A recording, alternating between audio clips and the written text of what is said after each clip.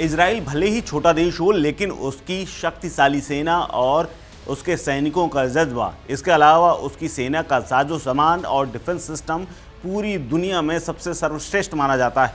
लेकिन इसी आयरन डोम समेत तमाम सुरक्षा उपकरण, यानी अगर आप मिसाइल मारेंगे तो मिसाइल उसके देश में गिरेगी नहीं, ऐसे तमाम दावे और वादे इजराइल के सिक्योरिटी सिस्टम की ओर से किए जाते रहे और इसका डंका पूरी दुनिया में बजता था। लेकिन हूतियों के विद्रोही गुट ने आयरन डोम और इजराइल के सिक्योरिटी सिस्टम का जनाजा निकाल दिया है। जी हाँ, जिस आयरन डोम पर इजराइल और बेंजामिन नेतन्याहू अपने आप को सबसे सेफ समझते थे, उसे ही भेदते हुए हूतियों की एक मिसाइल उनके सबसे सुरक्षित और सबसे बड़े एयरपोर्ट पर जाकर गिर गई, जिसके बाद न सिर्फ दुनिया भर की तमाम फ्लाइटों को डाइवर्ट करना पड़ा, बल्कि सीधे तौर पर अगर कहें तो हवाई जहाज़ों का सीधा संपर्क तेल अवीव, जो कि इजराइल की राजधानी है, वहां से पूरी तरह से कट ऑफ हो गया है। दरअसल रविवार की सुबह यमन के हूती विद्रोहियों ने मिसाइल दागी और ये मिसाइल इजराइल के शक्तिशाली एयर डिफेंस सिस्टम को भेदते हुए, उस पर सवाल खड़े करते हुए, उसे अंगूठा दिखाते हुए सीधे एयरपोर्ट पर जा गिरी। यमन से दागी गई हूतियों की बैलिस्टिक मिसाइल इजराइल के बेन गुरियन एयरपोर्ट पर मेन टर्मिनल के पास गिरी, जिसके बाद धमाका हुआ और आयरन डोम समेत तमाम सुरक्षा एजेंसियों के दावों की पोल खुल गई और सब कुछ धुआं धुआं हो गया। दरअसल तेल अवीव स्थित बेन गुरियन इजराइल का सबसे बड़ा और प्रमुख अंतर्राष्ट्रीय हवाई अड्डा है। यहीं पर दुनिया की फ्लाइटें उतरती हैं। इसके अलावा राजनयिक जो भी इजराइल जाते हैं वो भी इसी एयरपोर्ट पर उतरते हैं। लेकिन हूती विद्रोहियों ने दावा किया है कि उन्होंने इजरायली एयर डिफेंस को भेद दिया है।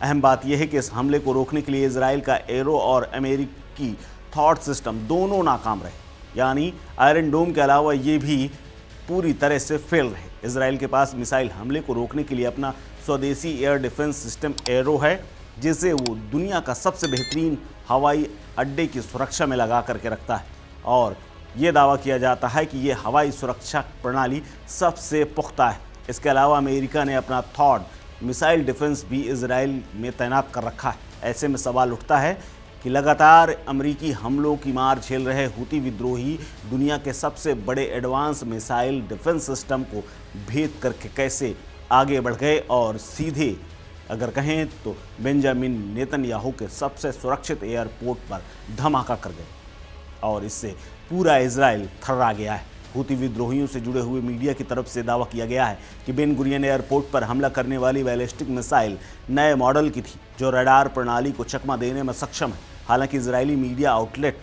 वाईनेट न्यूज़ के एक वरिष्ठ अधिकारी के हवाले से बताया गया है कि मिसाइल असामान्य नहीं थी। इजरायली अधिकारियों ने यह भी कहा कि पहले भी इस तरह की मिसाइलों को रोका गया है। इजरायली अधिकारियों के अनुसार arrow anti air system intercept को पहले हूती मिसाइल पर लॉन्च किया गया था, लेकिन वो चूक गया। यह निर्धारित करने के लिए जांच चल रही कि इसकी विफलता क्यों हुई, यानी फेलियर कैसे हुआ, इसकी जांच अब इजराइल कर रहा है, अधिकारी को कहते हैं।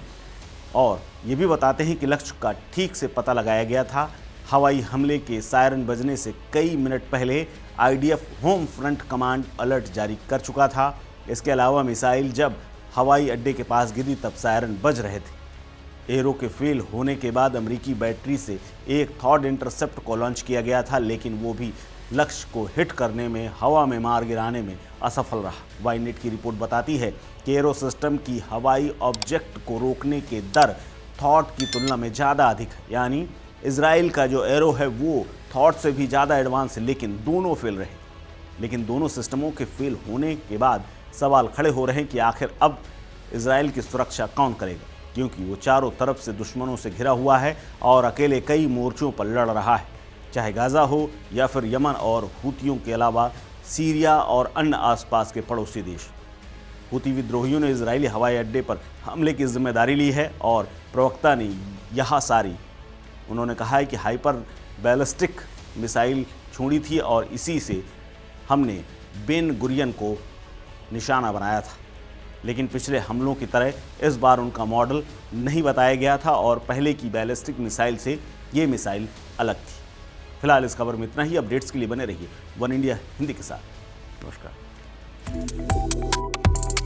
Subscribe to One India and never miss an update.